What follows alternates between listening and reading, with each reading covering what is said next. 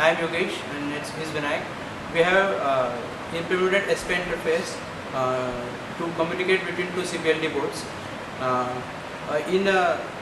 We have hard coded the data so that master out will be. As we know, in SPI there is one master and there can be multiple slaves. So here we have only implemented one master and one slave. So in code we have hard coded the data. The master out will be EA and slave out will be C6. That is, while transferring the data, the master will out this data, that is EA, and slave will out this data, that is C6. We can see the output on DSO also and LED also. There are two CPLD boards.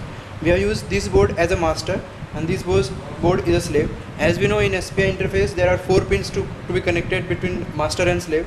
So we can see here these are the 4 pins, that is 1, 2, 3 and 4. The 4 pins are master out, slave in, master in, slave out, serial clock and CS.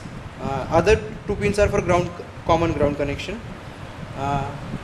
And now we will start the data transfer between master and slave. First I will switch this master on, then I will switch this slave on. We can see that these 2 boards are powered using USB. It's powered through USB. These 2 ports are used to power up the Krypton boards.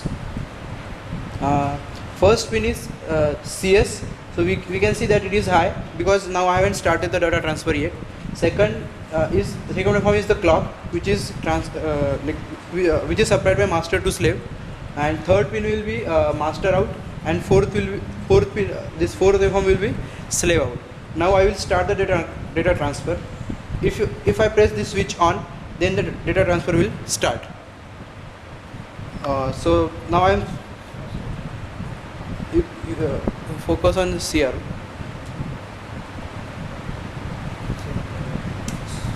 So we can see that when I switch the data transfer on, CS got low.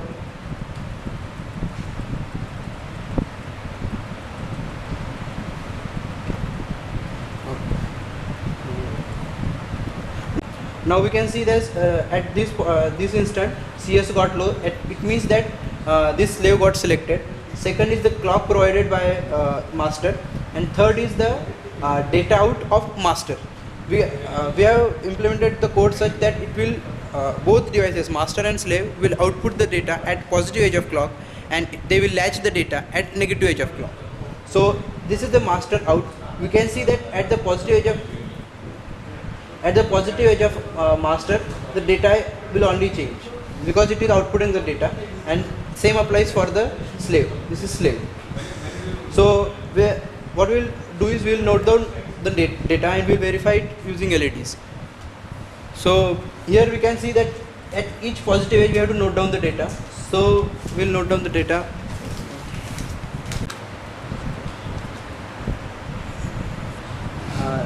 Now we will first note down the master out data. At this first positive edge, after the CS become low, data is 1. It's been the bit outputted by master is 1. First bit is 1.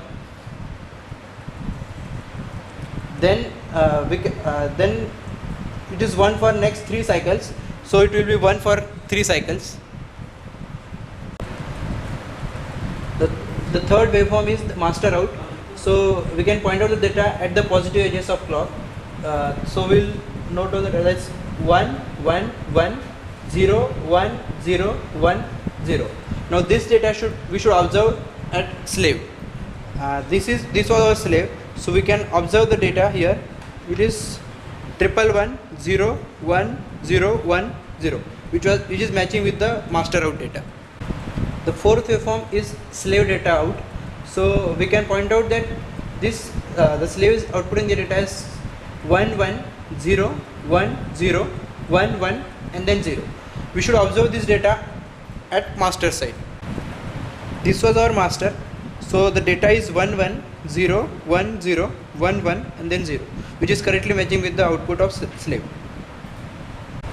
So as you can see, we have interfaced 2 CPLD boards here, and this has many other applications, like we can use the other slave board as a coprocessor for the main board, or we can use this to extend the memory of the main board.